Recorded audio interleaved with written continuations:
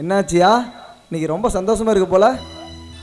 ஆமாங்க, எப்படியோ எங்கள் அண்ணன் இருக்கான்ல, அவன் என்னோட பங்கையும் சேர்த்து பிடிங்கிருவானோன்னு நினச்சி பயந்துட்டே இருந்தேன். எப்படியோ அவங்க முன்னாடி சண்டை போடுற மாதிரி சண்டை போட்டு கரெக்டாக என்னோடய பாகத்தை பிரித்து வாங்கிட்டேன். அதுதான் எவ்வளோ சந்தோஷமாக இருக்கேன். அச்சியா, அப்போ நீ உண்மையிலேயே உங்கள் அப்பா அம்மாவுக்கு சண்டை போடலையாச்சியா? ஏங்க, அந்த பெருசுங்களை கட்டி மாரளிக்கணும்னு நான் என்ன முட்டாளாங்க? இங்கே பாருங்க, அதுகளெல்லாம் வயசான காலத்தில் கூட்டிகிட்டு வந்தாலும் என்னால் பார்த்துக்க முடியாது. அவங்க உயிரோடு இருக்கும்போதே நம்ம சொத்து வேகரமாக வாங்கிடணும். அவங்க போனதுக்கப்புறம் அவ்வளோதான். நீங்களே சொல்லுங்கள், அவங்க போனதுக்கப்புறம் நான் அந்த வீட்டுக்கு எந்த உரிமையோடு போயிட்டு வர முடியும்?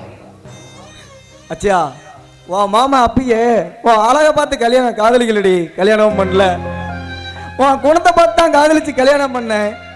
பாவம் உங்க அப்பா அம்மா உன்னை எப்படியெல்லாம் கஷ்டப்பட்டு வளர்த்திருப்பாங்க. ஏண்டி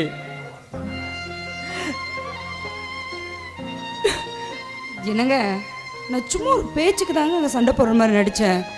இங்கே பாருங்க, அவங்கள நான் ஏன்னா சும்மா தான் கூப்பிட்டேன். நீங்களே யோசிங்க, ஒரு மாமன் மச்ச வீட்டுக்கு அவங்க வந்து தங்குவாங்களா? அப்படியே அவங்க இங்கே வந்தாலும் உப்பு சப்பு இல்லாத சாப்பாடு தான் செஞ்சு போட முடியும். ஒரு சுகர் பேஷண்ட்டோட சாப்பாட்டை நீங்கள் சாப்பிட முடியுமா? என்ன அப்படி பார்க்குறீங்க? எல்லாத்துக்கும் ஒரே மாதிரி தான் சமைச்சு போட முடியும். சரி விடுங்க, இப்போ சாப்பாடு செஞ்சுருக்கேன், நீங்கள் வந்து சாப்பிடுங்க.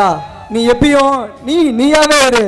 சரி, எனக்கு தலைவலிக்கிற மாதிரி இருக்குது. என்ன குழம்பு வச்சிருக்க? உங்களுக்கு பிடிச்ச தலைக்கறியும் மட்டன் வறுவலும் செஞ்சு வச்சுருக்கேன். ஆறிட போது வந்து சாப்பிடுங்க, வாங்க.